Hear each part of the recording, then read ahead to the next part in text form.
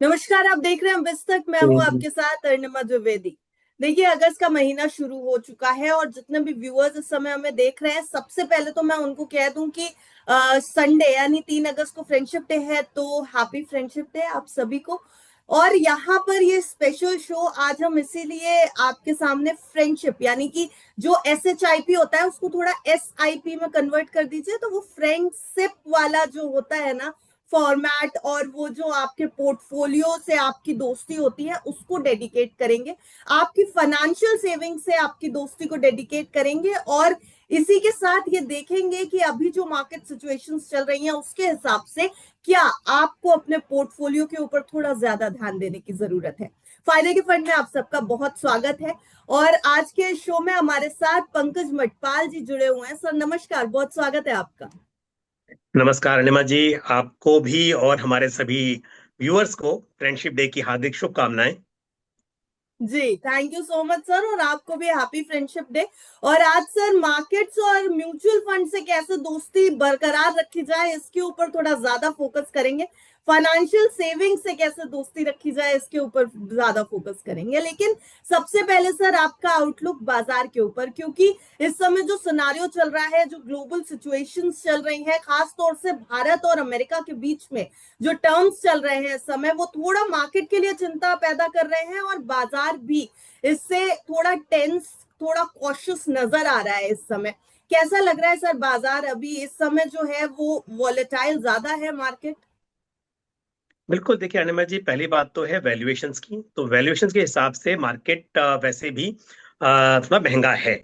हम्म। और उसमें बात की जाए जो अनसर्टनिटीज हैं उसको देखते हुए थोड़ा और भी उतार चढ़ाव दिखाई दे रहा है और आगे भी संभावना है। तो फिलहाल अगर आप बात करें अगले कुछ महीनों की, 3-4 महीने, तो बिल्कुल कहा नहीं जा सकता कि मार्केट किस तरफ जाएगा। और ये उतार चढ़ाव का माहौल शायद ऐसे ही बना रहे। लेकिन अगेन, क्योंकि आपने जो बात की थी दोस्ती की, फ्रेंडशिप डे की, तो यदि आप म्यूचुअल फंड्स को अपना फ्रेंड्स बना के चलते हो लॉन्ग टर्म के हिसाब से या फिर अपने गोल्स के हिसाब से, तो आपको चिंता करने की जरूरत नहीं है। तो इसके लिए यदि, क्योंकि हम बात कर रहे हैं म्यूचुअल फंड्स की, और म्यूचुअल फंड्स को समझा जाता है कि निवेश के लिए, ना कि ट्रेडिंग के लिए। हम्म। अगर आप ट्रेडिंग कर रहे हैं तब सोचना पड़ता है आपको कि फिलहाल कैसा माहौल है, ऐसे में शॉर्ट टर्म में पैसा बनेगा कि नहीं बनेगा। लेकिन यदि आप निवेशक हैं, अपने गोल्स के हिसाब से, अलग अलग समय अवधि के हिसाब से आप प्लानिंग कर रहे हैं, तो आपको चिंता करने की जरूरत नहीं है।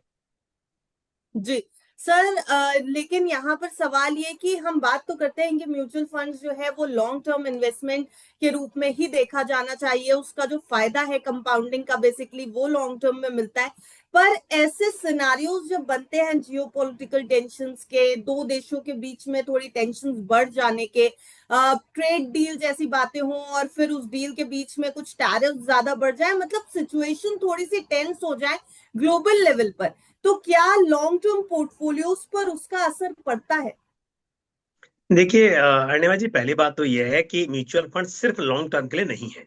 हम्म। कई कैटेगरीज हैं म्यूचुअल फंड्स की। जब हम बात जी। करते हैं लॉन्ग टर्म की, तो हम बात करते हैं इक्विटी फंड्स की, क्योंकि इक्विटी में हमने देखा है कि शॉर्ट टर्म में इसमें संभावना रहती है कि हम्म। उतार चढ़ाव हो सकता है, पर लॉन्ग टर्म में हमने देखा है कि यहाँ पर ग्रोथ पोटेंशियल दिखाई देता है। तो जब बात हो लॉन्ग टर्म की, तो हम इक्विटी फंड्स की बात करेंगे। लेकिन यदि बात हो शॉर्ट टर्म की, तो हमारे पास डेट फंड्स की कई कैटेगरीज हैं जो आपके पोर्टफोलियो में रह सकती हैं। और जब हम बात करें मीडियम टर्म की, तो उसके लिए आपके पास हाइब्रिड फंड्स हैं।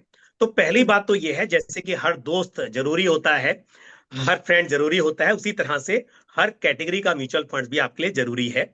आपको समझना होगा। देखिए, जिस तरह से अलग अलग दोस्त अलग अलग तरह से आपकी मदद कर सकते हैं, बुरे वक्त पर, अच्छे वक्त पर, हर तरह से, उसी तरह से अलग अलग कैटेगरी के जो म्यूचुअल फंड्स हैं वो आपके अलग अलग जरूरतों के लिए मददगार साबित हो सकते हैं। तो आपने जो कहा कि यदि लॉन्ग टर्म का पोर्टफोलियो, तो इसका मतलब लॉन्ग टर्म के लिए हम बात कर रहे हैं, तो हम इक्विटी फंड्स की बात कर रहे हैं। हम्म। और ऐसे में यदि आप कहें कि शॉर्ट टर्म में क्या फर्क पड़ेगा, देखिए अगर मार्केट में गिरावट आती है तो डेफिनेटली, चाहे फिर वो इंडेक्स फंड हो या फिर वो थीमेटिक फंड हो, सेक्टरल फंड हो, सभी में गिरावट देखी जा सकती है। लेकिन पहली बात तो यह है कि क्या आपने जब निवेश किया था या निवेश कर रहे हैं, आप अपने रिस्क एपेटाइट को समझते हैं, आपको ये हम्म। पता है कि आपको कितने समय में कितना पैसा बनाना है। यदि सब कुछ क्लियर है तो घबराने की जरूरत नहीं है। ये करेक्शन आज ठीक है, हम बात कर रहे हैं टैरिफ की, हम बात कर रहे हैं दूसरे जो ग्लोबल इश्यूज हैं, या जी। फिर हम वैल्यूएशन की बात कर रहे हैं। लेकिन मार्केट में जो गिरावट है ना, वो कई बार पहले भी देखी गई है, कारण अलग अलग हो सकते हैं, लेकिन ये उतार चढ़ाव ये इक्विटी का एक नेचर है। तो ऐसे में यदि आपका एक डाइवर्सिफाइड फंड्स के साथ पोर्टफोलियो बना हुआ है, वहां गिरावट आएगी। मैं फिर कह रहा हूं कि यदि आपने निफ्टी 50 इंडेक्स फंड में भी निवेश किया हुआ है, जो कि आप समझ सकते हैं कि टॉप 50 कंपनीज का इंडेक्स है, लार्ज कैप इंडेक्स है, और वो भी इंडेक्स फंड की बात कर रहे हैं, लेकिन हम्म। अगर मार्केट में गिरावट आएगी तो गिरावट तो वहां पर भी आएगी। पर क्या करना चाहिए? क्या आप निकल जाएंगे? फिर आप कब एंटर करेंगे? तो ऐसा नहीं कर सकते हैं। आपको यदि आपका पोर्टफोलियो आपके रिस्क एपेटाइट, आपके टाइम होराइजन के हिसाब से और आपके ऑब्जेक्टिव के हिसाब से बना हुआ है, तो गिरावट में भी आपको बने रहना है। हाँ, यहां पर एक बात जरूर आती है अरुणिमा जी, कि किस तरह के फंड्स आपके पोर्टफोलियो में हैं, किस तरह की कैटेगरीज हैं, क्या वहां पर बदलाव करने की जरूरत है, तो उस पर जरूर हम डिस्कस कर सकते हैं। लेकिन यदि आपने लॉन्ग टर्म के हिसाब से अपना पोर्टफोलियो बनाया हुआ है, तो आपको घबराने की जरूरत नहीं है। मार्केट नीचे आएगा, आपके पोर्टफोलियो की वैल्यू भी गिरेगी, हो सके तो और इन्वेस्ट कर दो, पैसा है तो और इन्वेस्ट कर दो। गिरावट में इन्वेस्ट करेंगे हम्म। तो लॉन्ग टर्म में फायदा होगा, लेकिन घबरा कर निकलने की बिल्कुल भी जरूरत नहीं है। जी। तो सर अभी हम बात कर रहे हैं कि इंडेक्स फंड्स पे असर पड़ता है, इक्विटी फंड्स पे असर पड़ता है बेसिकली। तो जिन लोगों ने ऑलरेडी इक्विटी फंड्स में निवेश किया हुआ है, क्या अब उन फंड से पैसा निकाल करके डेट में डाल दे? क्या किसी और तरीके के फंड्स में उसको अलोकेट कर दे? क्या इक्विटी फंड से थोड़ी दूरी बनाए और डेट फंड से दोस्ती थोड़ी ज्यादा गहरी करे? अभी क्या कुछ करना चाहिए पोर्टफोलियो? ऐसा नहीं करना चाहिए। देखो अनिमा जी, आप फ्रेंडशिप डे स्पेशल की बात कर रहे हो, एक दोस्त ठीक है, कोई बात से आपका डिसएग्री हो गया, आप नहीं समझ रहे हो, तो मतलब आप दोस्ती तोड़ दोगे? अगर आपके पास में हर तरह के फंड्स हैं तो उनका एक ऑब्जेक्टिव होगा। तो ऐसा नहीं है कि इस वक्त पर यदि इक्विटी मार्केट में उतार चढ़ाव की संभावना देखी जा रही है तो अब डेट में आ जाएंगे। डेट का मकसद अलग है, हम्म। इक्विटी का मकसद अलग है। यदि हम्म। आपको 15 साल के बाद बच्चों की एजुकेशन के लिए पैसा इकट्ठा करना है, अपने रिटायरमेंट के लिए पैसे इकट्ठा करना है, तो उसके लिए डेट सुटेबल नहीं होगा, उसके लिए इक्विटी ही सुटेबल है। यदि आपके शॉर्ट टर्म में कोई गोल है कि 1 साल के बाद में पैसे की जरूरत है, 4 साल के बाद जरूरत है, तो यहाँ पर गोल हम्म। अलग है। तो ऐसा नहीं है कि आप मतलब वक्त देखकर दोस्त बदल दोगे, ऐसा नहीं होना चाहिए। आपको अगर पता है कि आपके किस मकसद से आपने फंड से दोस्ती की है, उन्हें अपने पोर्टफोलियो रखा है, तो आपको उनके साथ बना रहना चाहिए। लॉयल्टी होगी तभी वो आपके काम आएंगे। तो इसके लिए ऐसा नहीं है कि इस वक्त पर मार्केट उतार चढ़ाव है। मैं अगेन कह रहा हूं, यदि आपके फंड सही हैं, देखिए अगर आपने सिर्फ ये सोच करके टॉप परफॉर्मिंग फंड्स, कई बार निवेशक टॉप परफॉर्मिंग फंड्स वो फिल्टर लगाते हैं और देखते हम्म। हैं, उनमें निवेश कर देते हैं बिना देखे हुए कि हम्म। ये फंड्स आपके लिए सही है या नहीं है। ठीक है, टॉप फंड्स होना अलग बात है, वो फंड सही है या नहीं होना ये अलग बात है। तो यदि आपने अपने मकसद के लिए सही फंड चुने हैं, तो आपको बिल्कुल भी बदलाव नहीं करना चाहिए। पर यस, यदि आपने बिना सोचे समझे इक्विटी फंड में निवेश कर दिया था, आपको ये पता नहीं है कि आपका होराइजन सच में लॉन्ग है, आपको जरूरत थी 1 साल के बाद पैसों की, और आपने निवेश कर दिया, रिटायरमेंट का पैसा मिला और आपने उसको लगा दिया इक्विटी फंड्स में, तो बिल्कुल आपको बदलाव करना चाहिए। लेकिन यदि मकसद के साथ आपने निवेश किया हुआ है, तो सिर्फ ये उतार चढ़ाव को देखकर आप यदि घबरा रहे हैं और निकल रहे हैं, तो बिल्कुल नहीं करना चाहिए। यदि मकसद ही आपका अलग था, पर आपने बिना सोचे समझे निवेश किया हुआ है, तो बिल्कुल मैं सजेस्ट करूंगा कि पोर्टफोलियो को आपको रीडिजाइन करना चाहिए, रीबैलेंसिंग करनी चाहिए। तो वो एक अलग बात है। जी।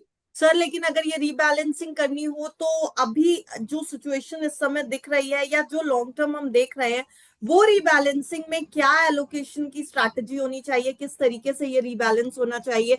किस तरीके के फंड्स में इस समय जो सिनारियो दिख रहा है या आगे आने वाले समय में जो एक्सपेक्टेशंस हैं उसको देख करके अपना एलोकेशन बढ़ाएं? किस तरह के फंड से पैसे निकालें? कुछ अगर आप सजेस्ट कर सके। बिल्कुल, देखिए अनिमा जी, पहली बात तो ये है कि अगर आपका निवेश लॉन्ग टर्म का है तो घबराने की बिल्कुल जरूरत नहीं है। हम्म। आपके पास में वही large cap, mid cap, small cap ये फंड्स होने चाहिए। और इनमें या तो आपके पास बड़ा पैसा है तो आप अलग अलग फंड भी ले सकते हैं। हम्म। अदरवाइज जैसे flexi cap, multi cap, large and mid cap, ये कैटेगरीज हैं जहां पर आपको एक फंड से ही एक से ज्यादा सेगमेंट मिल जाते हैं, उनमें आप निवेश कर सकते हैं। तो लॉन्ग टर्म की बात की जाए तो मेरे हिसाब से आपको बिल्कुल डाइवर्सिफाइड इक्विटी फंड्स में बने रहना चाहिए। आपको बिल्कुल जरूरत नहीं है कि आप कुछ भी रीबैलेंसिंग करें। लेकिन कई बार क्या होता है, जैसे मैंने कहा ना कि आप कुछ फिल्टर लगा देते हैं टॉप परफॉर्मिंग फंड्स। हम्म। आप टॉप परफॉर्मिंग फंड लगाएंगे एक फिल्टर, तो उसमें देखा जाता है कि उस टाइम पर, क्योंकि हम जब फिल्टर लगाएंगे तो पास्ट की परफॉर्मेंस निकल कर आएगी, और पास्ट में हम देखेंगे कि पिछले एक साल में किस सेक्टर ने आउट परफॉर्म किया है ब्रॉडर मार्केट को, तो टॉप परफॉर्मिंग वो आ जाएगा। तो यदि आपने ऐसी गलती की है कि आपके पोर्टफोलियो में सेक्टोरल थीमेटिक फंड बहुत ज्यादा हो गए हैं, तो फिर उसमें बिल्कुल मैं कहूंगा कि यदि आपको सेक्टर और थीम की समझ बहुत ज्यादा नहीं है, आप मत कीजिए, आप डाइवर्सिफाइड फंड में आ जाइए।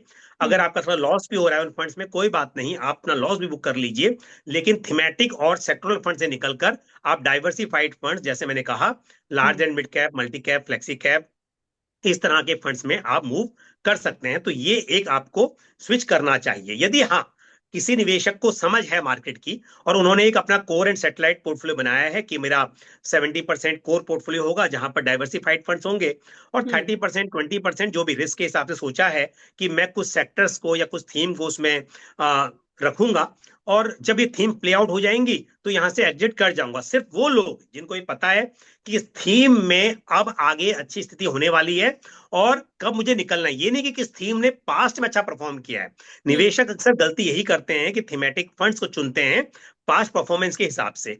अब यदि किसी थीम ने पिछले एक साल में, 2 साल में अच्छा पैसा बनाया, और अब वो थीम हो चुका है, अब उस थीम में मतलब पैसा बन चुका है, निकलने का समय है।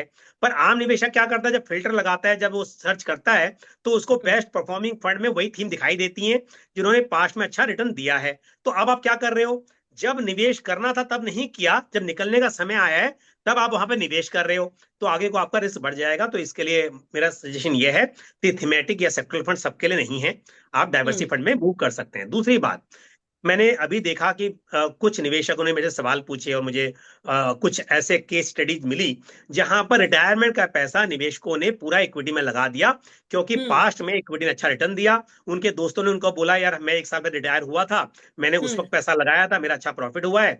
अब ये भाई साहब जो अब रिटायर हुए हैं, इन्होंने भी अपना पैसा इक्विटी फंड में पूरा लगा दिया। अब ये हम्म। कह रहे हैं कि मेरा तो लॉस हो गया है। तो डेफिनेटली यहां पर लॉस होने के चांसेस होंगे ही होंगे, क्योंकि जब मार्केट में तेजी आ गई तब आपने एंटर किया, फिर मार्केट में गिरावट आई, आपका लॉस हो गया। तो पहली बात समझनी है, रिटायरमेंट का पैसा है तो आपको नहीं लगाना है इक्विटी फंड्स में। 10-15% की बात अलग है, जी। वो भी लार्ज कैप में या फ्लेक्सी कैप जैसे फंड्स में लगाना सही रहेगा। हम्म। अदरवाइज आप हाइब्रिड फंड्स और डेट फंड में निवेश कीजिए। लेकिन आपने क्योंकि किसी को देखकर और निवेश कर दिया, तो ऐसे निवेशकों को जरूर कहूंगा कि अभी भी संभलने का वक्त है। आपने देखा है गिरावट है, और अभी भी गिरावट का माहौल बना हुआ है। ये जो जो स्थिति है, तो इसमें अगर आपका थोड़ा लॉस भी है, आपने इस तरह से पैसा लगा दिया था किसी कहने पर, ये देखी दिखा ये सुनी सुनाई बातों के ऊपर, तो बिल्कुल हम्म। आप निकल सकते हैं। तब आपको जरूरत है पोर्टफोलियो रीबैलेंस करने की, बिल्कुल कीजिए। तो मेरी बात बहुत क्लियर है, अगर लॉन्ग टर्म का पोर्टफोलियो है, आपने सोच समझ के लॉन्ग टर्म के लगाया हुआ है, बने हम्म। रहिए। आपने गलती से ऐसा पोर्टफोलियो बना दिया है जहां पर आपको लगता है कि अब रिस्क बहुत बन गया है, तो फिर भी आप यहां से निकल जाइए। थोड़ा लॉस भी बुक कर लेंगे तो भी संभल जाएंगे, वो बेहतर होगा। जी बिल्कुल सर।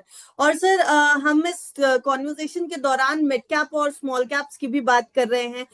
कई निवेशक ऐसे हैं जिन्होंने मिड कैप फंड्स में काफी पैसा लगाया था, और एक समय ऐसा था जब मिड कैप और स्मॉल कैप ज्यादा रिटर्न्स दे रहे थे लार्ज कैप से, हमने वो समय भी देखा बाजार में। लेकिन इस समय सर सिचुएशन ऐसी है कि पिछले अगर 12 दिनों में देखा जाए तो 11 दिन मिड कैप जो है वो डाउन रहा है। मिड कैप और स्मॉल कैप में निवेशकों के पैसे फंसते हुए दिखाई दिए हैं। ये समझने की कोशिश कर रहे हैं कि मिड कैप और स्मॉल कैप फंड्स को झटका क्यों लगा, और अगर किसी निवेशक का इसमें निवेश है तो अब क्या अभी रुकना चाहिए, थोड़ी स्थिति को और बेहतर समझना चाहिए, या रीबैलेंस करने का समय है?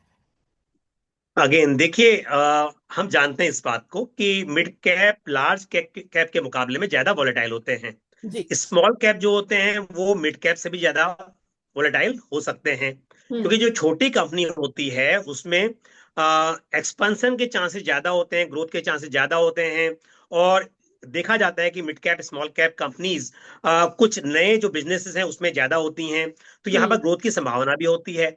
लेकिन क्योंकि स्टेबिलिटी लार्ज कैप में ज्यादा देखी जाती है, ऐसा देखिए अर्णिमा, जैसे ना दोस्त होते हैं, कोई दोस्त पैसे से बहुत अच्छा होता है, आपको पता है कभी जरूरत पड़ गई, प्रॉब्लम हुई तो ये दोस्त मेरे काम आएगा, पर इसमें समय नहीं होता उतना। पर एक दोस्त ऐसा होता है, आपके पास समय बहुत होता है लेकिन पैसा नहीं होता। आपको पता है यार कभी कोई दिक्कत आ गया ना, इस बंदे को फोन करूंगा तो इमीडिएट ये मेरे पास भागा भागा आ जाएगा, इस पे मैं विश्वास कर सकता हूं। तो हर तरह के दोस्त होते हैं, ऐसे ही हर तरह के फंड्स होते हैं, और आपके पोर्टफोलियो में सबकी जरूरत होती है। जी। अब यदि आप लॉन्ग टर्म की बात कर रहे हो तो मेरे हिसाब से मिड कैप स्मॉल कैप भी आपके पोर्टफोलियो में रहना चाहिए। बट यदि आप शॉर्ट टर्म की बात कर रहे हो तो क्योंकि हम जानते हैं मिड कैप स्मॉल कैप में ज्यादा उतार चढ़ाव की संभावना होती है, तो कम होना चाहिए। अब सवाल आपका यह था कि क्या रिबैलेंसिंग करनी चाहिए, तो बिल्कुल हम्म। जिन निवेशकों ने स्मॉल कैप की पास्ट परफॉर्मेंस देखकर अपने पोर्टफोलियो में तीन तीन चार चार स्मॉल कैप फंड रख लिए हैं, और हम्म। पूरे पोर्टफोलियो का 50% 40% एलोकेशन सिर्फ स्मॉल कैप में रखा हुआ है या फिर मिड कैप में रखा हुआ है, उन्हें रीबैलेंस करने की बिल्कुल जरूरत है। ये बात मैं हम्म। आज नहीं, उससे पहले से कह रहा था कि देखिए यहाँ पर अब नहीं तो कभी ना कभी रिस्क तो दिखाई देगा आपको, क्योंकि जो नेचर है उस फंड्स की, तो उसमें उतार चढ़ाव की संभावना है। जब भी मार्केट में करेक्शन आएगा तो आपको गिरावट दिखाई देगी। तो यदि हम्म। आपने इस तरह का पोर्टफोलियो बनाया हुआ है तो बिल्कुल आपको बदलाव करना चाहिए। लेकिन यदि आपका पोर्टफोलियो ऐसा है जहां पर 50% लार्ज कैप है, 30% मिड कैप है, 20% स्मॉल कैप है, और फिर आपको गिरावट दिखाई दे रही है, तो बिल्कुल भी आपको बदलाव की जरूरत नहीं है। यदि एलोकेशन सही है तो बदलाव नहीं करना है, एलोकेशन खराब है तो मैं फिर कह रहा हूं कि इस वक्त पर जो वैल्यूएशन है अभी भी मिड कैप की वैल्यूएशन मेरे हिसाब से मुझे एक्सपेंसिव लग रही है, और मेरे हिसाब से मतलब जो डेटा दिखाई दे रहा है एक्सपेंसिव दिखाई दे रही है। स्मॉल कैप की वैल्यूएशन भी एक्सपेंसिव दिखाई दे रही है। तो यहाँ पर मार्केट में गिरावट और आती है तो आप स्मॉल कैप मिड कैप में और गिरावट देख सकते हैं। तो बिल्कुल संभलने का वक्त है। यदि आपका लोकेशन वो ठीक नहीं है तो उसको आप रिबैलेंस बिल्कुल कीजिए। और यदि आपने, जैसा मैंने कहा कि 70%, 20%, 10%, या फिर जिस हिसाब से 60%, 30%, 20%, 10%, ऐसे आपने डिवाइड करके बनाया हुआ है पोर्टफोलियो लॉन्ग टर्म के हिसाब से, तो फिर बदलाव करने की जरूरत नहीं है। सर, यहाँ पर बात थीमेटिक फंड्स की और इंडेक्स फंड्स की, क्योंकि हम जब बात कर रहे थे मिड कैप और स्मॉल कैप के बारे में, थीमेटिक फंड्स के बारे में, इंडेक्स फंड्स के बारे में, तो यहाँ पर अभी जो सिचुएशन है सर, एक तो डोनाल्ड ट्रंप और प्रधानमंत्री नरेंद्र मोदी के बीच की जो दोस्ती है, उसमें कहीं ना कहीं थोड़ी सी तकरार आती हुई दिखाई दे रही है। या शायद ये सब कुछ जो है वो अपने अपने स्तर पे दोनों प्रधानमंत्री अपने अपने देश के हितों के बारे में सोच करके फैसले ले रहे हैं। लेकिन कहीं ना कहीं इंडिया और अमेरिका के बीच में जो अभी ट्रेड टॉक्स जो है वो फाइनल नहीं हो पा रही, ऊपर से डोनाल्ड ट्रंप टैरिफ लगा रहे हैं, जिसकी वजह से बाजार हिला हुआ है। बाजार ये समझ नहीं पा रहा है कि अगला स्टेप किस तरीके से होना चाहिए। एक समय था जब बाजार आने वाली परिस्थितियों को डिस्काउंट कर लेता था, पर अभी शायद ये पता ही नहीं है कि डोनाल्ड ट्रंप कब कौन सा फैसला ले लेंगे और कब किसके ऊपर कितना टैरिफ लगा देंगे। इंडिया के ऊपर 25% टैरिफ प्लस पेनल्टी, इसके बाद बाजार थोड़ा सा कॉशियस है। ऐसे में वो निवेशक जिन्होंने थीमेटिक फंड्स में ऑलरेडी निवेश कर रखा था, जिन्होंने बाजार की परिस्थितियों को समझते हुए भी अगर थीमेटिक फंड्स में अपना पोर्टफोलियो, थीमेटिक फंड्स को अपने पोर्टफोलियो में इंक्लूड किया था या इंडेक्स फंड्स में अपने पैसे लगाए थे, अब वो क्या करें? अब क्या वो फंस गए हैं? क्या अभी सिचुएशन थोड़ी बेटर हो सकती है अगर इंतजार करें तो? देखिए आपने जो भी पूरी बात कही है ना, उससे एक बात निकल कर आती है कि दोस्ती हमेशा लाइक माइंडेड पीपल से होनी चाहिए। आपके लाइक माइंडेड लोग होंगे ना तो दोस्ती आपकी सही चलेगी और सही समय पर दोस्त आपके काम आएंगे। तो इसके लिए जैसा हम जानते हैं कि लाइक माइंडेड लोगों से ही दोस्ती होनी चाहिए, इस तरह से म्यूचुअल फंड्स भी एक तो अच्छा है कि नहीं है। यदि वो फंड खराब है, उसका पोर्टफोलियो प्रॉमिसिंग नहीं है, तो फिर आपको इन्वेस्ट नहीं करना है। दूसरी बात, वो अच्छा है फंड, बट क्या वो आपके लायक है कि नहीं है वो भी समझना बहुत जरूरी है। तो थीमेटिक फंड की हमने बात की। देखिए हम्म। थीमेटिक फंड जो होते हैं वो एक थीम पर आधारित होते हैं, उनका एक नैरो मैंडेट होता है। जैसे कि हम बात करें इंफ्रा थीम की, तो इसका मतलब इंफ्रा रिलेटेड जो कंपनीज हैं वही उस थीम में होंगी। या हम हम्म। कंजम्पशन की बात करें तो कंजम्पशन रिलेटेड जो कंपनीज होंगी वही पोर्टफोलियो में होंगी। पर हम डाइवर्सिफाइड फंड की बात करें तो वहां पर आपको अलग अलग थीम्स मिलेंगे, अलग अलग सेक्टर्स मिलेंगे। तो एक सेक्टर अच्छा नहीं भी परफॉर्म करेगा तो दूसरा सेक्टर करेगा। तो इसके लिए जैसे हम कहते हैं ना कि दोस्ती है तो मतलब हर तरह के दोस्त होने चाहिए। ऐसे अगर हर तरह के सेक्टर्स आपको चाहिए तो डाइवर्सिफाइड फंड्स ही बेहतर हैं। लेकिन वही होता है ना, कई कई बार आप किसी बात से अट्रैक्ट हो जाते हो और हम्म। नहीं समझ पाते कि ये सही में आपके लायक है कि नहीं है दोस्त। तो आपने अगर थीमेटिक फंड में इन्वेस्ट कर दिया है तो एक बात समझने का कि वो थीम आपके लिए सुटेबल है कि नहीं है।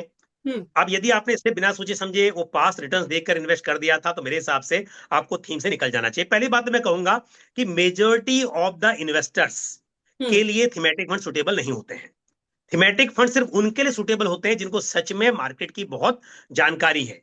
क्योंकि जी। आप किसी भी थीम की बात करें, किसी सेक्टर की बात करें, आपके डाइवर्सिफाइड फंड में वो सेक्टर्स, वो थीम आपको मिलेंगी।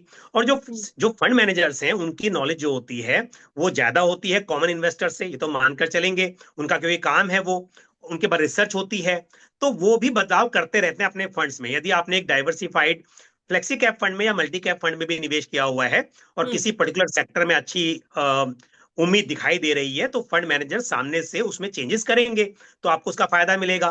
तो इसके लिए हम्म। डाइवर्सिफाइड फंड्स बेटर हैं। तो यदि ऐसे निवेशक जिन्हें हम्म। फंड मैनेजर से कम समझ है, उन्हें थीमेटिक फंड में निवेश करने के बजाय डाइवर्सिफाइड फंड्स में निवेश करें और वो पूरा काम उनके ऊपर छोड़ दें। पर आपको लगता है कि नहीं नहीं, मुझे थीमेटिक फंड्स के बारे में अच्छी समझ है, कब निकलना है कब करना है।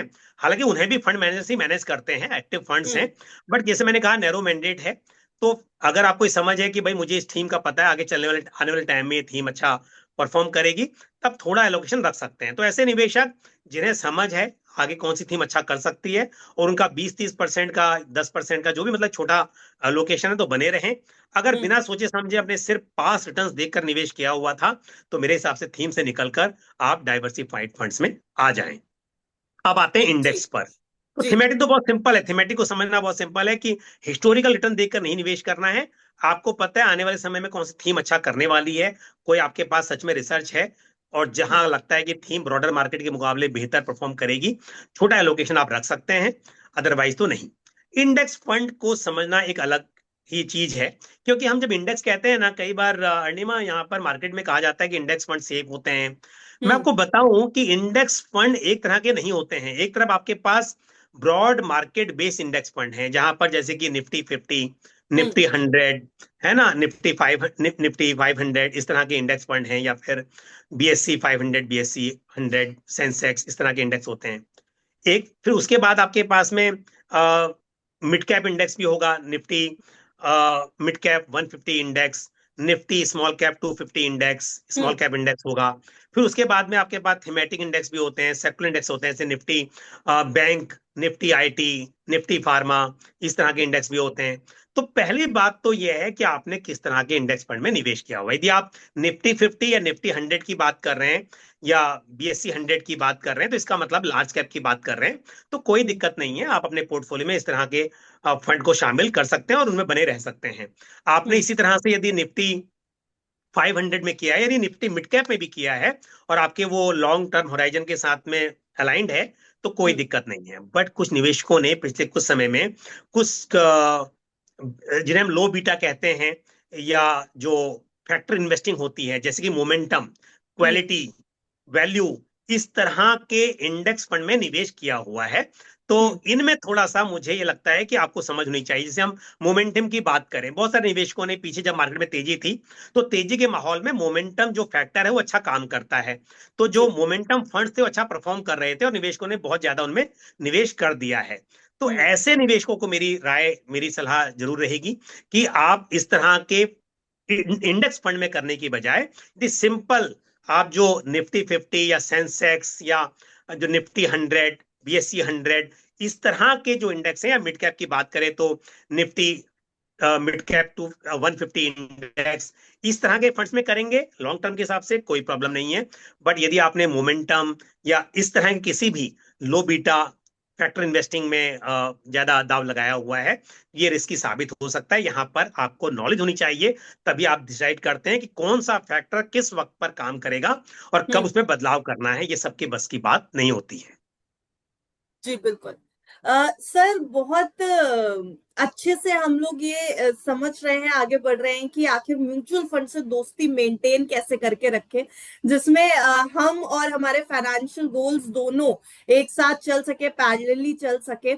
एक ऐसी दोस्ती कैसे मेंटेन करें, लेकिन ये जो अभी समय चल रहा है सर, वो एक और चीज का समय है, और वो है ज्यादातर कंपनीज के अप्रेजल्स का, ज्यादातर कंपनीज में नई हायरिंग का। ये जनरली ऐसा समय माना जाता है, ये जो यूथ है हमारा, या जो ऑलरेडी सर्विस क्लास में है, वो कंपनी स्विच करते हैं, कुछ लोगों के अप्रेजल्स आते हैं, कंपनीज अच्छे अच्छे आपको जो है वो बोनस देती हैं। ये समय एसआईपी के लिए भी बेहतर माना जाता है, क्योंकि आपकी इनकम, आपके हाथों में जो पैसा आ रहा होता है, उसमें एक ऐसा अमाउंट बढ़ जाता है जो आप अपनी सेविंग्स पे लगा सकते हैं। यहाँ पर सर उससे भी रिलेटेड कुछ सवाल हम पूछना चाहेंगे, ज्यादातर अपने यूथ व्यूअर्स के लिए, क्योंकि उनके मन में बड़े सवाल हैं जब से उनको ये जागरूकता हुई है निवेश के बारे में और म्यूचुअल फंड्स के बारे में। सबसे पहला सवाल तो मेरा सर यही कि एसआईपी अगर किसी को शुरू करनी है, तो उसकी बेसिक मिनिमम सैलरी क्या होनी चाहिए? क्योंकि लोगों के मन में सवाल होता है कि अच्छा चलो नौकरी मिल गई, पहली नौकरी है, अभी से सेविंग शुरू कर देता हूं, लेकिन अगर सेविंग कर दी तो क्या इस इन्फ्लेशन के दौर में हम बैलेंस करके चल पाएंगे? हमारी सैलरी इतनी है तो क्या हम म्यूचुअल फंड्स में सेव कर सकते हैं, पैसा लगा सकते हैं, निवेश कर सकते हैं? तो बेसिक सवाल, एसआईपी शुरू करने के लिए आखिर सैलरी होनी कितनी चाहिए मिनिमम? अनिमा जी, आप जानती हैं कि म्यूचुअल फंड में 100 रुपए की एसआईपी भी की जा सकती है। तो इसके लिए जी। ये तो सोचने की जरूरत ही नहीं है कि आपकी सैलरी कितनी है। सिर्फ आपकी इच्छा होनी चाहिए कि मुझे करना है।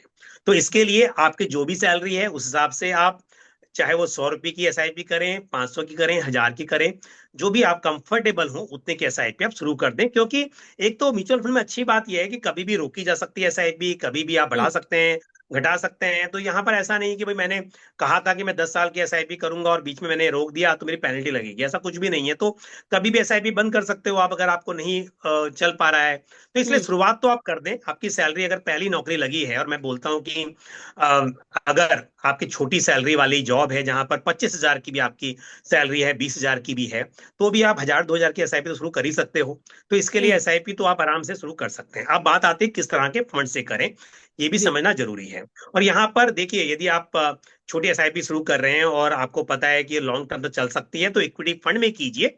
लेकिन इक्विटी फंड में ऐसा नहीं कि अगेन थीमेटिक फंड में चले जाएंगे। आप सिंपल एक large and mid cap fund या फिर एक मल्टी कैप फंड से शुरुआत कर सकते हैं।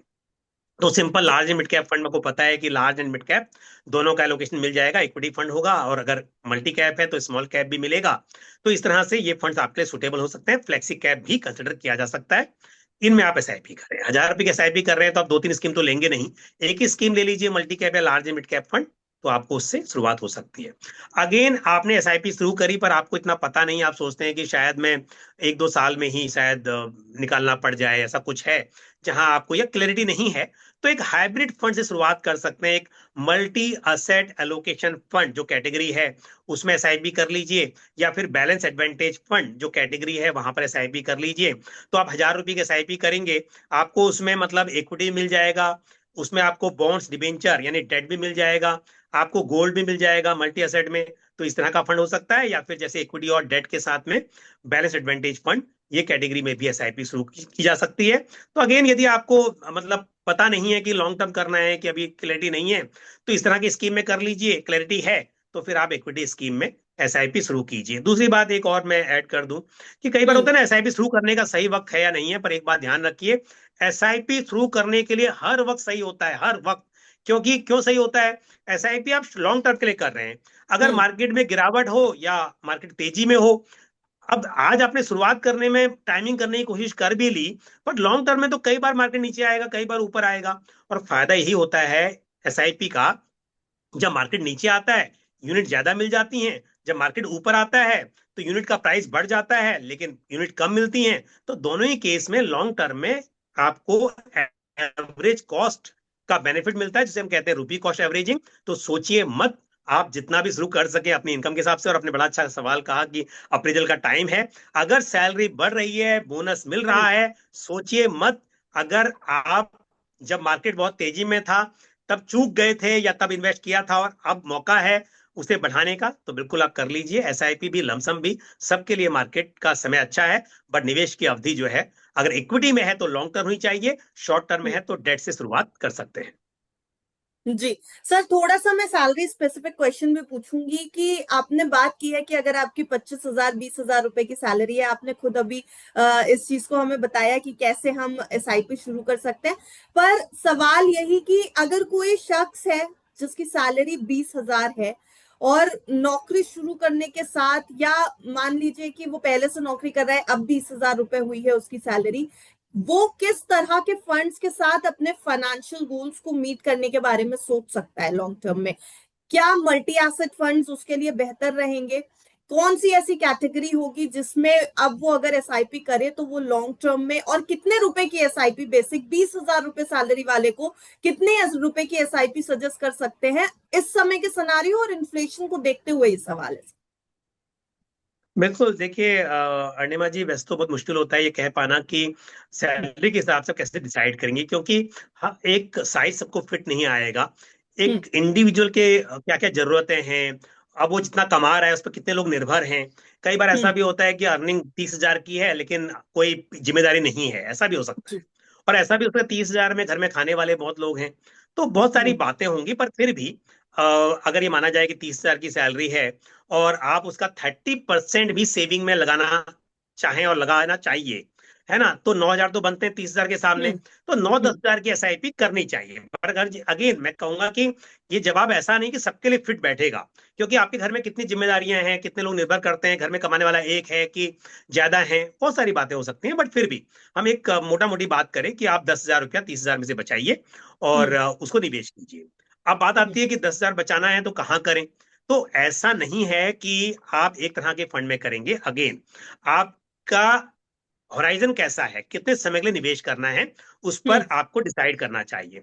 अब यदि आप 30,000 बचा रहे हैं तो देखो, थोड़ा आपको पैसा ऐसा रखना चाहिए जो कभी भी काम आ जाए। तो कंटिंजेंसी के लिए, उसके लिए रख रहे हैं, तो इसमें आपको जो शॉर्ट टर्म के लिए फंड सुटेबल रहेंगे, जैसे कि शॉर्ट ड्यूरेशन फंड है, लिक्विड फंड है, इस तरह के फंड में भी आप 2,000 5,000 रुपया निवेश कर सकते हैं। ठीक है। थोड़ा पैसा आप कंजर्वेटिव हाइब्रिड फंड या फिर इक्विटी सेविंग्स फंड कैटेगरी होती है जहां पर इक्विटी एलोकेशन कम होता है, इनमें भी हम्म। आप निवेश कर सकते हैं। लेकिन अगर अगर आप 10,000 कर रहे हैं तो चलो 5,000 रुपये आपने कर लिया कि कभी भी बीच में, मतलब शॉर्ट टर्म में या 1-2 साल के बाद जरूरत पड़ जाए, या ऐसा गोल है उसके लिए काम आएगा। बट बाकी का जो पैसा है, 10 में से मान लीजिए 5,000 7,000 रुपया तो कम से कम आपको इक्विटी में करना ही चाहिए, इन्फ्लेशन को बीट करने के लिए। तो ये जो पैसा अब मैंने कहा, ये आपका 5 साल या लॉन्ग उससे ज्यादा की अवधि होनी चाहिए। और ऐसे में multi cap, large and mid cap fund, flexi cap fund, इनसे आप शुरुआत करें। हाँ, साथ में अगर जैसे 7,000 रुपए कर रहे हैं तो उसमें से हम्म। 5,000 आपने ऐसे फंड में कर दिया और 2,000 आपने एक मल्टी असेट लोकेशन में कर दिया। तो मल्टी असेट में क्या हम्म। होगा, आपको गोल्ड भी मिल जाएगा, हम्म। डेट भी मिल जाएगा। तो ऐसे डिवाइड कर सकते हैं। तो जैसे हम जानते हैं थाली होती है, तो थाली में ऐसा नहीं मैं सिर्फ दाल और राइस होगी, उसमें सब्जी, रोटी, और साथ में आपको थोड़ा डेयरी प्रोडक्ट भी चाहिए, क्योंकि न्यूट्रिशन के लिए बॉडी में हर तरह के न्यूट्रिशन चाहिए होते हैं। प्रोटीन भी, कार्बोहाइड्रेट भी, फैट भी, विटामिन भी। ऐसे ही आपके पोर्टफोलियो में सब कुछ चाहिए, लेकिन डिपेंड करेगा कि आपके निवेश की अवधि कैसी है, रिस्क एपेटाइट कैसा है। तो जो मैंने हम्म। बात की 10,000 रुपया, तो मैं ऐसा नहीं कहूंगा कि 10,000 को सारा इक्विटी में, सारा डेट में डिवाइड करके आपको करना होगा अपने गोल के हिसाब से। बट इन्फ्लेशन को बीट करने के लिए लॉन्ग टर्म में इक्विटी पर भी ही आप डिपेंडेंट या रिलाय कर सकते हैं। तो इक्विटी फंड आपके पोर्टफोलियो में लॉन्ग टर्म पे जरूर नहीं चाहिए, जहां मैंने कहा, अगेन रिपीट कर देता हूं, multi cap, flexi cap, large and mid cap fund, इस तरह के फंड्स का पोर्टफोलियो आपको बनाना चाहिए लॉन्ग टर्म के लिए। जी बिल्कुल। सर, एसआईपी के साथ साथ हमारी ट्रेडिशनल सेविंग स्कीम्स भी थी। एसआईपी तो हमेशा से है ही बाजार में निवेश करने का एक जरिया, जिसके बारे में लोग अब ज्यादा, थोड़ा सा मैं कहूंगी, अवेयर हो गए हैं, क्योंकि बहुत सारे ऐसे हमारे सामने ऑप्शंस खुल गए हैं जो हमें इसके बारे में नॉलेज और लर्निंग दे रहे हैं। लेकिन कुछ ऐसी भी सेविंग की टेक्निक्स हैं जो हमारे पूर्वज, या हम ये कहें हमारे माता पिता, हमें बताते चले आ रहे हैं कि एफडी में निवेश कर दो। ये अक्सर हमने सुना है अपने घरों में कि जैसे ही पैसा थोड़ा बढ़ता है या अप्रेजल का समय आता है, पापा लोग कहते हैं कि एफडी एफडी करा लो, आरडी करा लो, तुम्हें सेविंग करनी चाहिए, बचत करनी चाहिए। ये बहुत ट्रेडिशनल टर्म्स है सर, आरडी और एफडी सेविंग करने के। लेकिन अब साथ साथ एसआईपी भी बहुत तेजी से उभर रहा है। तो कहीं ना कहीं अभी फिलहाल अगर देखा जाए तो क्या एसआईपी के क्रेज में एफडी और आरडी का वो जो अट्रैक्शन था वो कम हो गया है, आपको ऐसा लग रहा है? या फिर ट्रेडिशनल सेविंग्स जो है वो अभी भी उसी तरीके से अपने निवेशकों को जो है वो अट्रैक्ट कर रही है? देखो, आपने एक बात कही कि जो माता पिता कहते हैं कि ऐसा था, अब ऐसा है ना, कि हमारे समय में ऐसा होता था। अब उस टाइम था ही नहीं कोई चीज, तो करोगे क्या आप, ठीक है ना। लेकिन ऐसा था कि अगर होता तो क्या करते, वो वाला वो हम्म। ज्यादा इंपॉर्टेंट है। तो आज जब आपके पास बहुत सारी चॉइसेस हैं, उनमें से कौन सी चॉइस आपने ज्यादा हेल्पफुल हो सकती है ना। हम्म। हमने खुद ने भी बिना मोबाइल बिना फोन के काम चलाया था, पर आज चलता है। और क्या चलाना चाहिए, क्या मोबाइल है तो क्या हमें यूज नहीं करना चाहिए उसे। क्या इतने सारे अगर आज सोशल मीडिया है, हम कहें कि पहले तो ऐसा नहीं होता था, पर आज है तो फायदे भी होते हैं ना। तो जब हम्म। चीजें हैं तो क्यों ना हम उसमें देखें। तो जब आपने कहा कि एसआईपी वर्सेस ट्रेडिशनल प्रोडक्ट्स, तो पहली बात, ट्रेडिशनल प्रोडक्ट्स जो भी हैं वहां पर वेल्थ क्रिएशन की संभावना नहीं है। एफडी हम्म। से आप वेल्थ क्रिएट नहीं कर सकते। जितना इन्फ्लेशन उतना ही रिटर्न मिलेगा, तो आप वेल्थ क्रिएट नहीं कर पाएंगे। पैसा हम्म। बढ़ेगा, आप देखोगे कि 1 लाख निवेश किया, बढ़कर वो 1,06,000 हो गया, 1,07,000 हो गया 1 साल के बाद। लेकिन अगर महंगाई उतनी रही तो वैल्यू तो उसकी कम हो जाएगी। जो चीज आज 1 लाख में खरीद सकते हैं, 1 साल के बाद में 1,06,000 में नहीं मिलेगी, तो फायदा क्या हुआ। तो एफडी में निवेश कब करना चाहिए, सिर्फ इमरजेंसी के लिए आपने थोड़ा पैसा रख लिया कि भाई ठीक है मेरा एफडी है, उसमें उतार चढ़ाव की संभावना नहीं है, कभी भी हम्म। जरूरत पड़ी निकाल सकते हैं, थोड़ा पैसा रखा जा सकता है, उस पर आप वेल्थ क्रिएशन के हिसाब से उम्मीद नहीं कर सकते। जैसे मैंने कहा ना, हर तरह के दोस्त होते हैं। कोई दोस्त मतलब आपके को समय दे सकता है, तो कोई पैसा दे सकता है। कोई दोस्त आपके लिए नॉलेजेबल होता है कि वो फोन आ फ्रेंड करना है तो किसको फोन लगाना है, कौन सा दोस्त ऐसा होगा, है ना। तो वो एक अलग दोस्त होता है। तो हर तरह के दोस्त होते हैं, अलग अलग जगह पे काम आ सकते हैं। तो इसके लिए एफडी को आप सिर्फ ये रखिए कि थोड़ा एफडी होना चाहिए कि इमरजेंसी में काम आ जाए, लेकिन उससे वेल्थ क्रिएशन की उम्मीद मत रखिए। दूसरी बात, आपने कहा था कि जैसे पोस्ट ऑफिस की स्कीम होती हैं, आरडी होती हम्म। हैं, वहां पर भी यदि आपको 1 साल के लिए पैसा करना है तो 1 साल की आरडी आप कर सकते हैं। 1 साल के लिए हम्म। आप डेट फंड में भी एसआईपी कर सकते हैं, लेकिन इक्विटी फंड 1 साल के लिए सुटेबल नहीं होते हैं। तो वहां पर हम्म। या तो आप आरडी कीजिए या फिर आप डेट फंड में एसआईपी कीजिए। लेकिन यदि आपको वेल्थ क्रिएट करनी है, लॉन्ग टर्म में पैसा बनाना है, घर खरीदना है, गाड़ी खरीदनी है, बच्चों की पढ़ाई है, जिस हिसाब से महंगाई बढ़ रही है, पढ़ाई की हम्म। कॉस्ट बढ़ रही है, वहां पर ये चीजें काम नहीं आएंगी। वहां पर इक्विटी फंड में एसआईपी ही आपके लिए मददगार साबित हो सकती है, उस पर भरोसा किया जा सकता है। तो लॉन्ग टर्म के लिए इक्विटी फंड्स में एसआईपी, मीडियम टर्म के लिए हाइब्रिड फंड्स में एसआईपी, सिर्फ हम्म। शॉर्ट टर्म की बात हो तो वहां पर आरडी आपके लिए हेल्पफुल हो सकती है, या फिर एफडी हो सकती है। पर हाँ, एक बात जरूर कहूंगा, अगर आप रिटायर्ड हैं और हम्म। आपके पास अब बहुत लंबे समय की प्लानिंग नहीं है, आपको उस पैसे पर निर्भर रहना है, तो यहां हम्म। पर जरूर मैं कहूंगा कि जैसे कुछ स्कीम होती हैं, सीनियर सिटीजन सेविंग स्कीम, जहां जी। पर गारंटी रिटर्न है, गवर्नमेंट की गारंटी है, उसे आप हम्म। पोर्टफोलियो में बिल्कुल रख सकते हैं। उसी तरह से एफडी की बात की जाए, ऐसे निवेशक जिन्हें आप वेल्थ क्रिएशन नहीं बल्कि हम्म। वेल्थ प्रिजर्वेशन पर ध्यान देना है कि मेरा भाई कैपिटल जो है वो प्रोटेक्ट रहे, तो हम्म। ऐसे में आप बिल्कुल उनके लिए एफडी हो सकती है। पर जिन लोगों को वेल्थ क्रिएट करनी है, आगे के सपने हैं और उन्हें पूरा करना है, उनके लिए आरडी और एफडी जैसी चीजें बहुत ज्यादा मददगार साबित नहीं हो सकती उन गोल्स के लिए। पर शॉर्ट टर्म के लिए मैंने जैसे कहा, थोड़ा एलोकेशन रखा जा सकता है। जी। सर चलते चलते एक सवाल और आखिरी जरूर करूंगी आपसे कि अब फिलहाल जैसे एक टाइम आया था मार्केट में, लोग बहुत तेजी से निवेश करना शुरू कर रहे थे भारतीय बाजार में, और अभी भी वो टाइम है। निवेशकों को लगातार नए नए बातें पता चल रही हैं बाजार के बारे में, नए नए सिनारियोज देखने को मिल रहे हैं, कभी उतार चढ़ाव देखने को मिलता है, कभी मार्केट में बहुत अच्छी तेजी आ जाती है। ये सब कुछ हम देख रहे हैं, निवेशक देख रहे हैं। साथ ही साथ अब एक एक्सपोजर हो गया है ग्लोबल मार्केट्स को लेकर के, इंटरनेशनल मार्केट्स को लेकर के, स्पेशली यूएस मार्केट्स में कई निवेशक इंटरेस्टेड नजर आ रहे हैं। तो यहां पर क्या म्यूचुअल फंड्स में भी वो स्कोप है सर कि हम फॉरेन मार्केट्स में निवेश कर सके? क्या ईटीएफ्स के थ्रू या म्यूचुअल फंड्स के थ्रू अमेरिका जैसे मार्केट्स में, यूएस मार्केट्स में या और बड़े मार्केट्स में निवेश का एक ऑप्शन खुलता है? ये भी आपसे समझना चाहेंगे।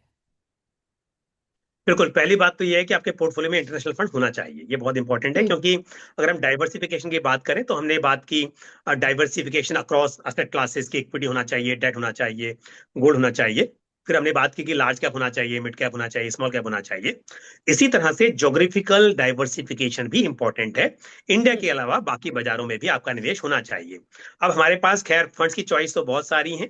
हमारे पास यूएस के फंड्स भी हैं, हमारे पास में इमर्जिंग मार्केट्स के फंड्स भी हैं, चाइना के फंड्स भी हैं। तो बहुत हम्म। सारे म्यूचुअल फंड्स हैं जिनके जरिए आप निवेश कर सकते हैं। पर फिलहाल क्योंकि आरबीआई की जो लिमिट है वो पूरी एग्जॉस्ट हो चुकी है, तो ज्यादा तो फंड हाउसेस इस वक्त पर इंटरनेशनल फंड्स में एक्सेप्ट नहीं कर रहे हैं फ्रेश जो इन्वेस्टमेंट है। जिनकी हम्म। एसआईपी चल रही है कुछ फंड हाउसेस ने तो भी बंद कर दी है। कुछ में वो जो चल रही है पुरानी वो चल रही है, नई नहीं ले रहे हैं। तो ऐसे में आपके पास विकल्प ये है कि आप ईटीएफ के जरिए निवेश कर सकते हैं। हम्म। हम जानते हैं कि अगर आपको पूल फंड में इन्वेस्ट करना है तो म्यूचुअल फंड और साथ ही एक्सचेंज ट्रेडेड फंड्स की चॉइस भी है। तो हम्म। जैसे हमारे पास में अगर हम बात करें S&P 500, नेस्डेक 100 ईटीएफ हमारे पास में है अवेलेबल इंडिया में।